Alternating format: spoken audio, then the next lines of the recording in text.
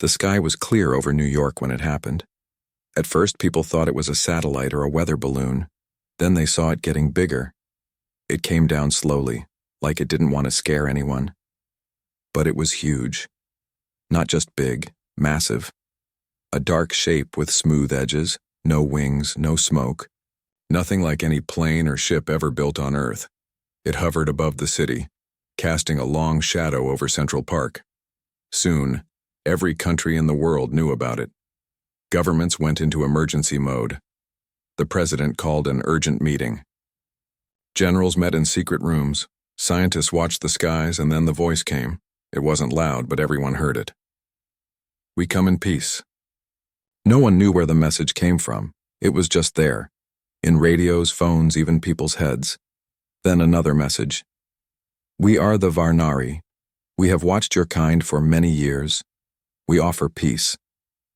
The world did not know how to respond. Some leaders wanted to fight, others wanted to talk. Most were scared. In Washington, President Linda Hart sat at her desk, staring at a live feed of the alien ship. She had been president for less than a year. She never expected this. Behind her stood General Jason Harper, a man who had spent his life preparing for war. He said, "We don't know what that thing can do. We should strike first."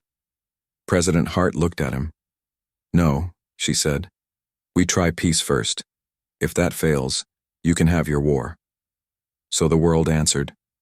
They sent messages. They opened communication channels.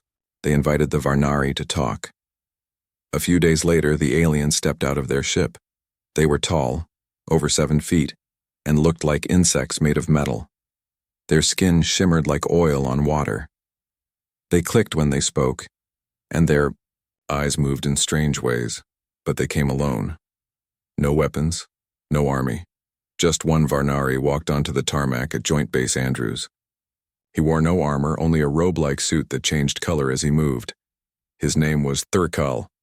Through a translator device, he said, "Thank you for allowing us to speak. We bring no harm, only knowledge." President Hart shook his hand.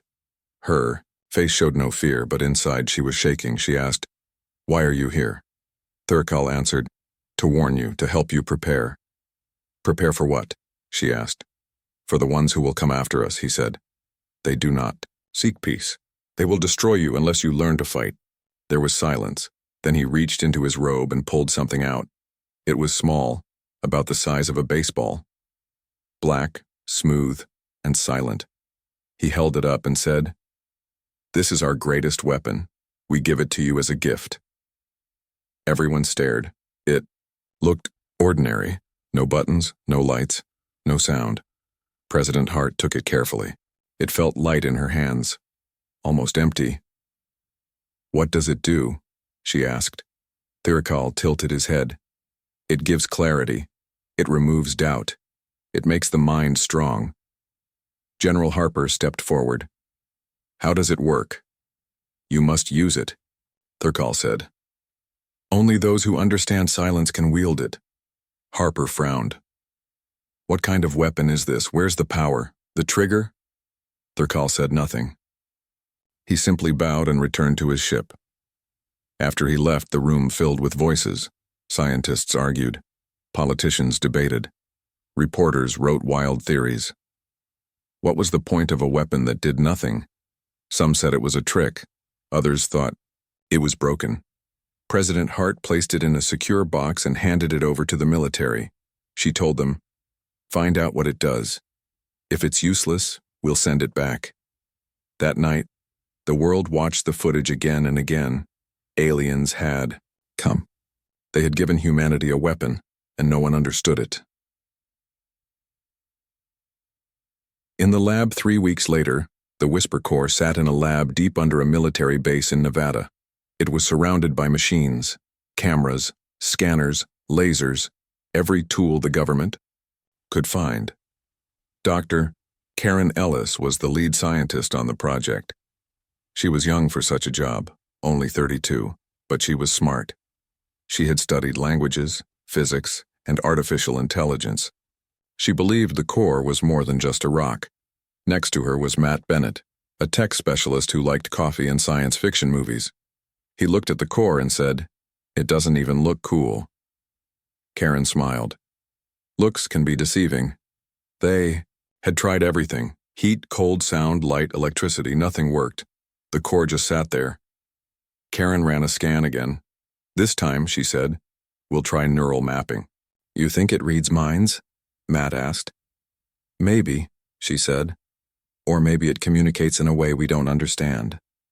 They hooked up a brainwave monitor and placed the core near a test subject, a volunteer named Lisa Monroe, a soldier with sharp reflexes and a calm mind.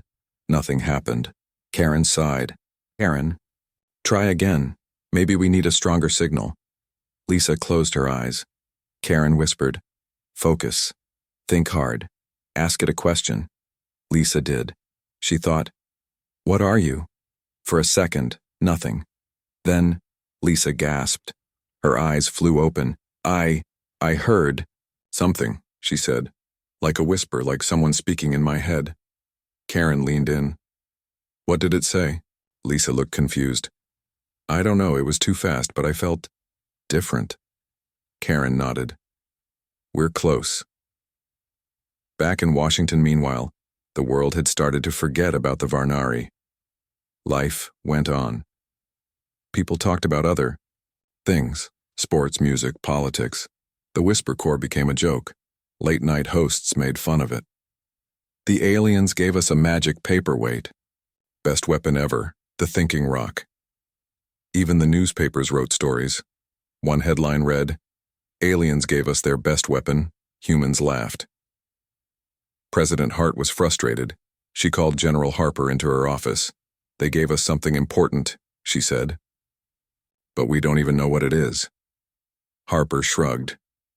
"If it doesn't shoot lasers or explode, it's not a weapon." She looked at him. "What if it's smarter than that?" He didn't answer. In the field back at the base, Karen kept testing. She started spending nights in the lab. One night she was alone. Everyone else had gone home. She sat in front of the core, tired, but determined. She whispered, "What are you?" Silence. Then, a soft sound in her mind. Not words. Feelings.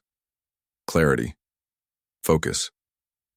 Suddenly she remembered a moment from her childhood. She was 10, standing on a diving board, afraid to jump. But then she did. Because she stopped thinking about fear. She stopped doubting. She acted. That's what the core did. It didn't make you smarter. It made you sure. Karen's heart pounded. She ran outside and called Matt. "We need to test this again," she said. "And this time, we need soldiers." First real test. 2 days later, they had a team ready. 5 soldiers, all trained, all brave. They each held the core for 5 minutes. Only 2 reacted. One said he felt sharp, like he could see everything. Clearly, another said he had a vision of battle, of victory, of silence. Karen recorded everything. She wrote, "The core does not create power. It removes hesitation. It allows perfect decision-making. It is not a weapon of destruction. It is a weapon of clarity." When she sent her report to Washington, it was mostly ignored. The government still saw it as a mystery, not a threat or a tool. But Karen knew better. She wrote a final line in her notes. "This is why they gave it to us. Because when the real enemy comes, we'll need to stop thinking and start winning." Meanwhile, elsewhere, far beyond the solar system, the Varnari watched. Their leader, Thurikal, stood on a high platform, looking at Earth through a glowing screen. One of his officers asked, "Do you believe they will use it?" Thurikal clicked softly. "Yes," he said. "When the cricks come, they will understand. Then they will become like us." Thurikal looked away. Perhaps worse. The Whisper Corps sat in a locked box inside a secure lab. It had been months since the Varnari left. People forgot about them. News moved on. The war in Africa was back on the front page. A famous actor got married. A new phone came out. The world kept turning. But not everyone forgot. In Nevada, Dr. Karen Ellis stared at the core every day. She still believed it was more than just a rock. She had run more tests. She had seen soldiers hold it and come away changed. One man said he could see the battlefield before it happened. Another said he knew exactly where to aim without thinking. Karen wrote reports. She sent them to Washington. No one read them. Most people thought the core was a joke. Even the military stopped caring. General Jason Harper told her, "We tried everything. It doesn't shoot, explode, or fly. If it's a weapon, it's broken." Karen didn't agree, but she couldn't argue with silence. The joke begins back in Washington. The core became a symbol of failure. Late-night hosts made fun of it. The aliens gave us their best weapon, and we used it as a paperweight. What's the most powerful thing about it? How boring it is. Some politicians called it a waste of money. One senator joked, "If we give this to our enemies, maybe they'll fall asleep before they attack us." Even the president started to doubt. President Hart asked General Harper, "Is there any reason to keep testing it?" Harper shrugged. "Not unless you think thinking really hard is a superpower." She sighed. "Then let's stop wasting time." She signed an order. The Whisper Corps would be returned to the Varnari. If they wanted to give Earth a real weapon, they could try again. Back in the lab, Karen got the message late at night. She read it once, then again. Then she threw her coffee cup against the wall. Matt Bennett walked in just in time to see the mess. He blinked. Bad news?" Karen turned to him. "They're giving up." He frowned. "On what?" "The core," she said. "They're sending it back." Matt looked shocked. "But we just started to understand it." Karen nodded. "I know, but no one believes us." Matt looked at the core sitting on the table. "Maybe we should test it one last time, just to be sure." Karen took a deep breath. "We don't have much time." On final test, they picked 3 volunteers, all soldiers, all experienced. They each held the core for 10 minutes. Karen watched them closely.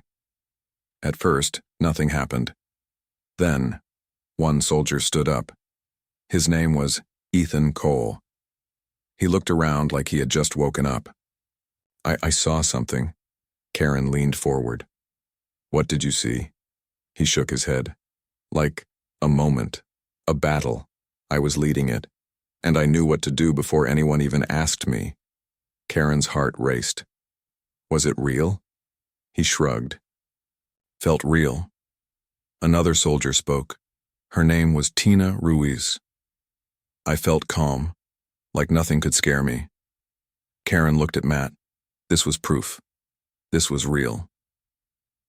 Sending it back, but it didn't matter. The government had already made up its mind. 2 days later, a plane arrived at the base. Military officers stepped out. They carried a sealed case. Karen met them at the door. She said, "Please, let us keep testing it. We're close to understanding it." One officer shook his head. "Orders are orders." "We return it," Karen begged. She showed them the test results. She told them what the soldiers had said, but the officer only replied, "If it doesn't shoot lasers, it's not a weapon." They took the core, and they left. Karen watched them go. Matt stood beside her. "So that's it?" Karen looked at the sky. "No, that's just the beginning." In space far away, the Varnari waited. Their leader, Thurkal, watched Earth from his ship.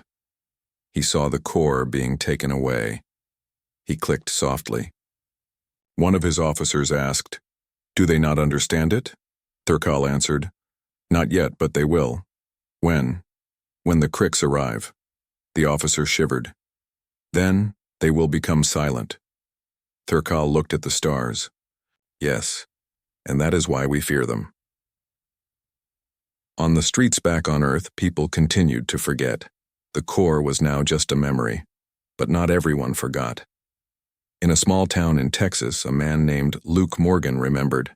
He was a former soldier. He had heard stories about the core. He had friends who worked near it. He believed it was special. So he started asking questions. He went online. He posted videos. "Why did we send it back?" What if it wasn't a joke?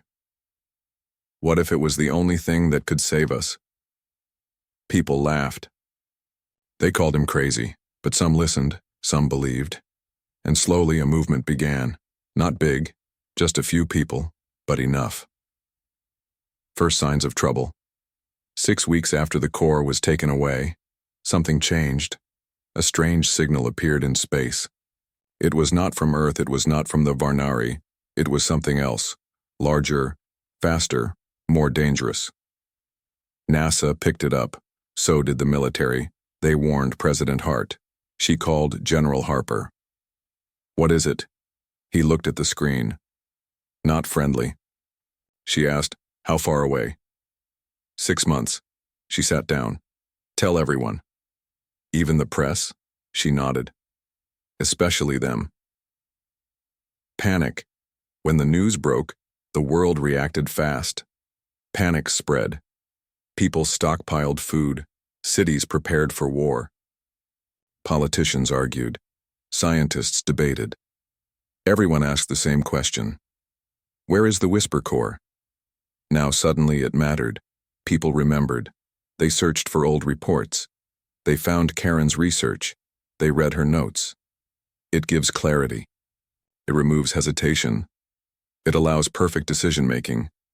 Now people wanted it back, but it was gone, sent into space. Returned to the Varnari. There was no way to get it back in time. Unless... Karen gets a call. Karen was sitting in her kitchen when the phone rang. She didn't recognize the number. She answered. A voice said, "This is President Hart's office. We need you back." Karen stood up. "About the core?" "Yes." "You want to bring it back?" "Yes." "And use it?" "Yes." Karen smiled. Finally. The plan. Karen flew to Washington the next day. She met with President Hart and General Harper. They needed a plan. They had 6 months, maybe less. They needed the core. Karen said, "We can ask the Varnari to return it." Harper frowned. "And if they say no?" Karen looked at him. "Then we go get it." Harper raised an eyebrow. "Are you suggesting we steal it from an alien race?" Karen nodded. "If we have to." Hart looked between them. Then she said, "Make it happen." Recurred the message that night. Earth sent a message to the Varnari. It was short. "We were wrong. Please return the Whisper Core. We need it." They waited and waited. No reply. Karen grew worried. Matt said, "What if they won't give it back?" Karen looked at the stars. "Then we prove we deserve it." Meanwhile, elsewhere. On the Varnari ship, Thurkal read the message. He turned to his officer. "They finally understand." The officer asked, "Will you return the core?" Thurkal clicked softly. "No." "Then what will you do?" Thurkal looked at the glowing screen. "We will send them something better." "What is that?" Thurkal smiled. "A second chance." Karen Ellis sat alone in her lab. The lights were low. The only sound was the hum of machines. In front of her, on a metal table, was a small black orb. The Whisper Core. It had finally come back. Not from the Varnari. From space. A ship had appeared. Over Earth 3 weeks ago. No warning, no message. Then a pod dropped from the sky. It landed in the ocean near Australia. Military divers found it. Inside was the core, and a note. It said, "You asked for your mistake. We return it. May you learn." Karen read it again. She didn't know what it meant, but she knew one thing. This was her second chance. The test begins. Karen called Matt Bennett. He arrived within hours. He looked at the core. "They just gave it back?" Karen nodded. "Yes, but not because they trust us." Matt frowned. "Then why?" Karen looked at the note again. "Because something worse is coming." Matt took a deep breath. "So what now?" Karen smiled.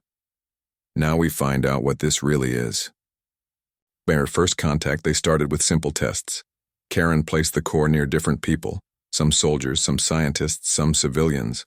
Most felt nothing, but a few, they changed. One man, Derek Lang, held the core in his hand. He closed his eyes. Suddenly, he gasped. I saw something. Karen leaned in. What did you see? He shook his head. Like a moment. Like I was somewhere else. I was making a choice, and I knew it was right before I even made it. Karen's heart raced. This was real. She asked, was it scary? Thought. No, it wasn't clear. Another test, this time with Tina Ruiz, the soldier who had reacted before. She touched the core, her eyes went wide. Then she whispered, everything makes sense now. Karen asked, what does? Tina looked at her. The way things move, the way people act. I can see what's going to happen before it happens. Karen wrote everything down. She began to understand. The core wasn't magic. It didn't give powers. It didn't make people stronger or faster. It made them sure. It removed doubt. It made decisions easy. That was its power. Clarity. No hesitation. Perfect timing. Karen's turn one night. Karen stayed late. Everyone else had gone home. She sat alone in the lab. She stared at the core. She reached out. She touched it. At first, nothing happened. Then, a voice. Not loud, not in her ears. In her mind, it said, you are ready. Karen blinked. She looked around. No one was there. She felt strange, like she had woken up. Everything became sharp, clear. She could hear every sound. She could feel the air. She could see the patterns in the room. She stood up. She walked outside. The world felt different.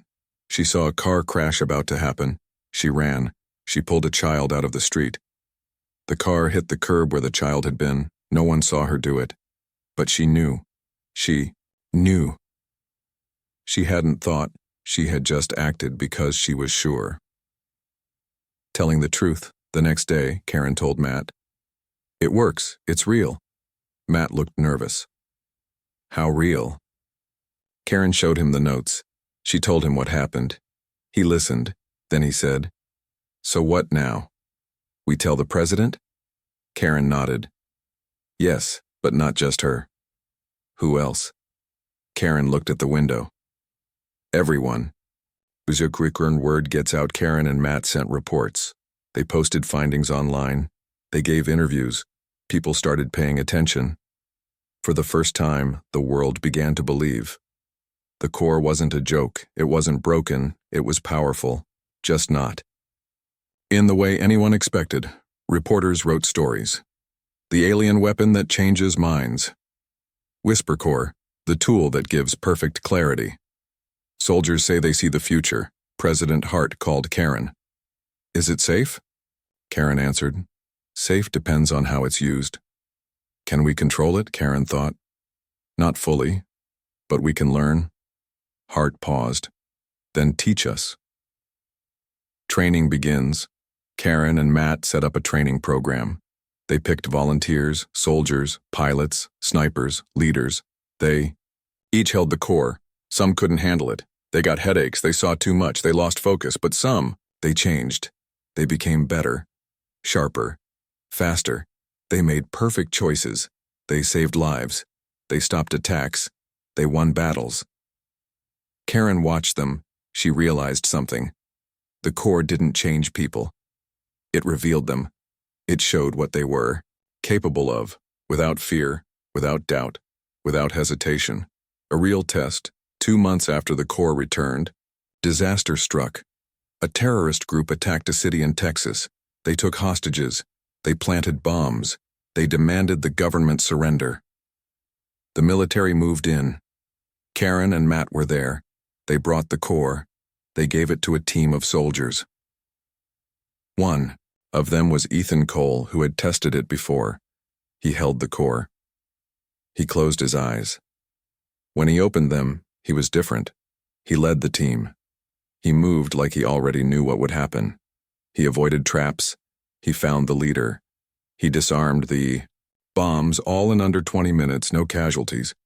Afterward, Karen asked him, "How did you do it?" He looked at her. "I didn't think. I just knew." Karen smiled. "That's the point." Back in Washington, President Hart watched the footage. She turned to General Harper. "This changes everything." Harper nodded. "Yes, but not all of it is good." "What do you mean?" Harper looked serious. "If this gets into the wrong hands," Karen walked in, "then we make sure it doesn't." Hart looked at her. "How?" Karen took a deep breath. "We train more. We learn more. We understand it."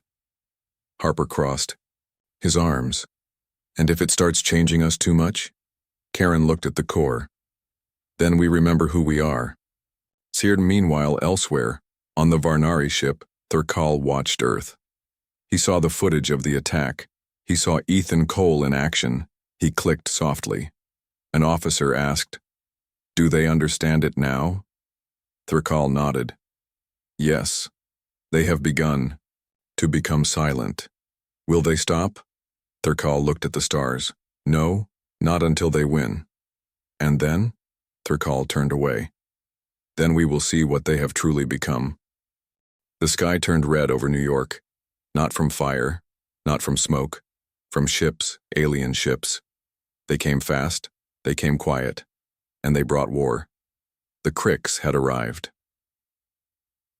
The attack begins. It started with silence. No warning, no message, just a fleet of dark, jagged ships appearing in orbit. Then the first strike hit. A beam of blue light fell from the sky and struck the White House. It was gone in seconds. President Hart was not inside. She had moved to a secure bunker hours before, but many others were not so lucky. Across the world, cities burned: London, Tokyo, Moscow, Sydney. The Cricks didn't ask for surrender. They only attacked. Their weapons cut through steel like paper. Their ships moved faster than any human craft. And their soldiers? They were not like the Varnari. They were taller, stronger, faster. They wore black armor that changed color. They carried no guns, only blades and energy whips. And they did not speak. Only kill. Karen. Gets the call, Karen. Ellis was in the lab when the alarms went off. Matt Bennett ran in. "It's happening." Karen stood up. "The Cricks." He nodded. "Yes. And we're losing." Karen looked at the whisper core on the table. She knew what it could do. Now the world would find out. She grabbed her coat. "Let's go." "Are we for in the bunker?" President Hart sat in the war room. General Harper stood beside her. On the screen, reports came in. Air Force destroyed. Navy ships sunk. No defense works. Harper slammed his fist on the table. "We need a plan. Now." Hart looked at him. "What can we do?" "Our weapons are useless," Harper thought. Then he said, "There is one thing." Hart frowned. "The core?" Harper nodded. "Yes. We've seen what it can do." Hart looked at the screen again. She saw footage of Ethan Cole leading a team in Texas, winning without fear, making perfect choices. She took a deep breath. "Get them here." Karen arrives. Karen and Matt reached the bunker in 2 hours. They brought the core and a small team: Ethan Cole, Tina Ruiz, Derek Lang, 3 soldiers who had used the core before. They walked into the war room. Everyone stared. Karen looked at the president. "You want us to fight?" Hart nodded. "Yes. If you can help us win, then do it." Karen looked at the core. She turned to Ethan. "Are you ready?" He nodded. "Always." First battle. They flew to Texas. That's where the Cricks landed first. They wanted to take control of the southern U.S. They had built a base near Houston, thousands of troops, heavy weapons, flying machines. No humans had survived going near it, until now. Karen and her team arrived under cover of night. They carried nothing but the core, and their gear. They stood outside the base. Karen handed the core to Ethan. "This is your moment." He took it, closed his eyes. When he opened them, he was different. Calm. Sure. Like he already knew how this would end. He gave the signal. They moved. Silent. Fast. Precise. They entered the base. Killed guards. Disabled machines. Found the command center. Broke. In less than 30 minutes, the base was gone. No one died. Not on their side. When they returned, Karen watched Ethan. He didn't speak. Didn't smile. Didn't look happy. Just calm. She asked, "How did you do it?" He looked at her. "I didn't think, I just acted." She nodded. "That's the point." Training. More soldiers' word spread. Karen and her team trained more soldiers. They called them silent units. Each one held the core. Each one learned to listen, to feel, to act without doubt. They didn't become gods. They became better, sharper, more focused. They made fewer mistakes. They saved lives. They won battles. Wherever the Cricks attacked, the silent units followed, and won. A new kind of soldier. The world watched in awe. Reporters wrote about them. Silent units, the new kind of soldier. They don't talk, they just win. Aliens gave us a weapon. We finally know how to use it. People began to believe. Hope returned, cities rebuilt, armies reformed. With the core, humanity had a chance. But Karen knew something else. Using the core changed people. Not all of it was good. Some soldiers lost their emotions. Others couldn't sleep. One man said he forgot how to love. Another cried without knowing why. Karen kept notes. She warned the president. If we use this too much, we might lose ourselves. Hart looked at her. Then teach us how to use it wisely. Karen nodded. I will try. General Harper changes even. General Harper began to change. He had always been strict. Now he was colder, harder. He trained with the core every day. Soon, he didn't blink during battle, didn't flinch, didn't feel pain. His men feared him, respected him, but didn't trust him. Karen saw it. She tried to talk to him. You're using it too much. He looked at her. It makes me better. At what cost? He didn't answer, just walked away. Karen learns. More Karen studied the core more. She found patterns. It worked best with people who could stay calm, who didn't panic, who could make hard choices. She tested herself. She used the core longer than anyone else. She felt it. The silence, the clarity, the loss. She wrote in her journal, the core gives power, but it takes something too. It takes fear, regret, hesitation, and sometimes it takes the things that make us human. Meanwhile, elsewhere, on the Varnari ship, Thurkal watched Earth. He saw the battles. He saw the silent units. He saw Ethan Cole lead a charge in Brazil. He saw General Harper kill without emotion. He saw Karen Ellis write her warnings. An officer asked, "Do you still believe they will survive?" Thurkal clicked softly. "Yes, but not as they were." "Will they stop using the core?" Thurkal looked at the stars. "Not until they win." "And after?" Thurkal smiled. "Then they will see what they have become." The war had changed. It was no longer about survival. It was about control. Humanity had learned how to fight the Cricks. Not with bigger weapons, not with more soldiers, but with clarity, with silence, with the Whisper Core. And now, they were winning. The silent units expand in every corner of the world. New silent units formed. They trained in secret. They moved like shadows. They did not speak much. They did not hesitate at all. Karen Ellis oversaw their training. She watched them grow stronger, sharper, more focused. But she also saw something else. They began to change. Some could no longer feel fear. Others stopped feeling joy. One soldier said he forgot what it felt like to cry. Another didn't recognize his own brother when he came home. Karen kept records. She wrote, "The core removes doubt. But it also removes emotion. Those who use it too long stop feeling like themselves." She tried to warn people, but no one listened, not even President Hart.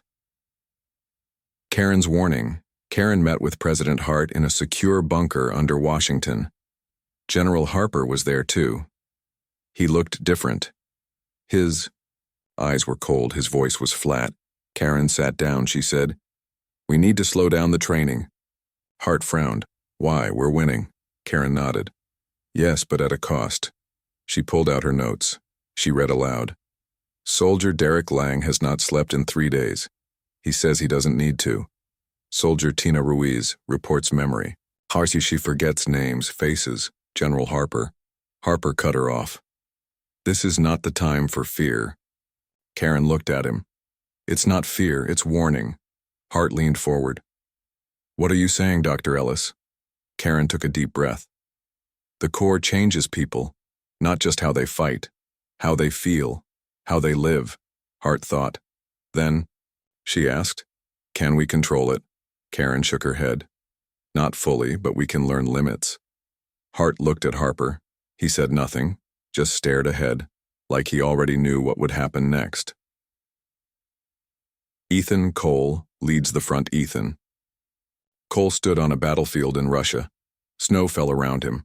Smoke rose from burning ships. The Kriks had built a fortress near Moscow. No human force had survived an attack, until now. Ethan led a team of 10 silent units. They carried no heavy weapons, only the core. They walked into enemy lines. Fast, silent, precise. They didn't talk, didn't plan, just moved and won. They destroyed the fortress in less than an hour. No losses. When they returned, Karen met them. She looked at Ethan. "How did you do?" And he looked at her. "I didn't think, I just acted." She frowned. "Did you feel anything?" He paused. Then he said, "No. Should I have?" Karen didn't answer. She only watched him walk away. The world changes as the war went on. The world changed. Countries no longer fought each other. They united under one goal: to win, to survive. The United Nations became the United Earth Defense Council. President Hart stepped back. She let the military take charge. She said, "They know what to do better than I do." Karen disagreed. She said, "Leadership isn't just about winning. It's about remembering why we fight." Hart looked tired. "Maybe that's why I stepped back." Look outdoors, Karen steps away. Karen left the program. She told President Hart, "I don't want to be part of this anymore." Hart asked, "Why?" Karen looked at her. "Because we're losing ourselves." Hart didn't try to stop her. She only said, "Thank you for everything." Karen packed her things. She left the lab, left the base, went to a small town in Colorado. She wanted to remember what it felt like to be afraid, to love, to cry, to feel human. General Harper takes control. With Karen gone, General Harper became the face of the war. He led every major operation. He never missed a battle. He never showed pain. He never lost. He gave orders like a machine, cold, clear, unfeeling. Soldiers followed him without question, because he always knew what to do. Even before the enemy moved, he trained new units, taught them how to suppress emotion, how to act without hesitation, how to become silent. Karen's warnings were ignored. Her research was locked away. Her name was barely spoken. But Harper remembered. Sometimes late at night he thought of her, of what she had said. "If we use this too much, we might lose ourselves." He didn't believe it. Not yet. A new kind of human. The silent units grew. They trained faster, fought harder, moved like ghosts. They didn't sleep much, didn't eat much, didn't dream. They only existed to win. Children were born into families where parents used the core. Some of them showed signs. They made choices too fast, spoke too little, reacted before thinking. Scientists called it core adaptation syndrome. Karen had warned about it. Now it was real. A new kind of human was forming. One, shaped by silence, by clarity, by the absence of fear. Meanwhile, elsewhere on the Vernari ship, Thirkal watched Earth. He saw the battles. He saw the silent units. He saw the change in humanity. An officer asked, "Do you still believe they will win?" Thurko clicked softly. "Yes, they already have." "Then why do you look sad?" Thurkal looked at the stars. "Because victory comes with a price." "What price?" Thurkal whispered. "Their soul." The war ended on a cold morning in Berlin, not with a final battle, not with a last explosion, but with silence. The Kricks had fought for years. They had burned cities, killed millions, destroyed nations, but they could not stop the silent units. They could not match the clarity of the human mind when it no longer hesitated. And so, they left. Their ships rose into the sky and vanished beyond the stars. No message. No surrender. Just gone.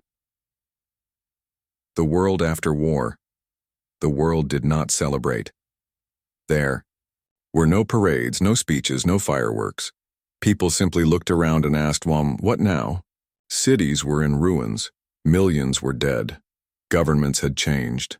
The United Nations was gone. In its place stood the Earth Defense Council, led by military leaders trained with the Whisper Corps. President Hart resigned. She said, "My job is done. I was here to lead during fear. Now we have no fear." She moved to a quiet town in Canada. She never spoke publicly again. General Jason Harper became the head of the Earth Defense Council. He ruled with calm precision. Orders were followed. Rules were clear. No one questioned him, because he always knew what to do before anyone else. Karen Ellis came back from Colorado. She had stayed away for 2 years. She wanted to feel, to remember love, fear, hope. Now, she returned to see what had become of her work. She arrived at the old lab in Nevada. It was empty. Dust covered the tables.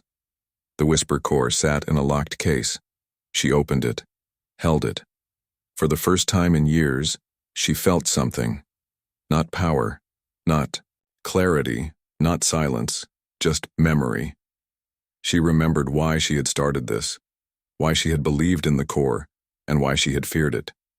She wrote in her journal, "We won the war, but we lost something too. We stopped feeling, we stopped doubting. And in doing that, we stopped being who we were." A new kind of soldier, Ethan Cole, stood in front of a new class of soldiers. They were young. Most were born after the war began. They had never known fear. They had never doubted. They had only known how to act. Ethan looked at them. He didn't smile, didn't speak much, just nodded. Then he handed each of them a small black orb. The Whisper Core. One of the soldiers asked, "Why do we need this?" Ethan answered, "Because it makes you better." "Better than what?" Ethan paused. Then he said, "Better than people used to be." The soldier took the core, closed his eyes. When he opened them, he was different, sharper, faster, more sure. Ethan watched him walk away. He felt nothing. No pride, no joy, no sadness. Just silence. General Harper's rule. General Harper stood on a balcony above the city of San Francisco. The skyline had been rebuilt. Tall towers, flying machines, robots walking beside humans. Everything was faster, cleaner, more efficient, but quieter. Less laughter, less music, less life. Harper watched it all. He had made the world safe. He had led humanity to victory. But now he wondered, was it worth it? He thought of Karen, of what she had warned, of what she had feared. He had ignored her. Now he wasn't sure if he regretted it. He couldn't feel regret. Not like before. He turned away from the view, went back inside, sat at his desk, wrote a single line in his report. Humanity has evolved. We no longer hesitate. We no longer fear. We no longer lose. Ark and Karen meets Ethan. Karen found Ethan in a training field outside Denver. He was teaching a new unit. She walked up behind him. He turned, saw her, didn't move, didn't speak, just stared. Then he said, "You came back." She nodded. "Yes." "Why?" She looked at the soldiers, at their silent eyes, at their perfect timing. She said, "To remind you of who we were." Ethan looked at her. Then he asked, "Do you think we can go back?" Karen didn't answer. She only asked, "Do you want to?" Ethan thought. Then he said, "No, but maybe we should." Karen smiled. "Then there's still hope." Awesomeburst, the Varnari return. A ship appeared in orbit. Not Krix. Not human. Varnari. Thurikal stepped onto Earth once more. He looked at the world, at the silent streets, at the emotionless faces, at the new kind of human. An officer asked, "Did they win?" Thurikal clicked softly. "Yes." "Then why do you look sad?" Thurikal looked at the sky. "Because they became us." "Is that bad?" Thurikal whispered, "Only if you forget what it means to feel." He walked forward, met General Harper, said only one thing, "Welcome to the silence." Harper nodded. "Thank you." Thurikal turned to leave, but before he went, he looked at Karen. She met his gaze. He said, "You tried to warn them." Karen nodded. "Yes." "Did they listen?" "Some did, some didn't." Thurikal smiled. "Then you did what you could." He left, back to the stars, leaving Earth behind, with its silence, its clarity, its cost. Final words. Karen stood alone on a hill outside Denver. She looked at the horizon. The sun was setting. She held the whisper core in her hand. She thought about giving it to someone, training them, teaching them, but she also thought of locking it away, letting it fade, letting humanity forget. She looked down at her journal. She read the last line. "We are no longer prey. Welcome to the silence." She closed the book, put the core in her pocket, and walked away.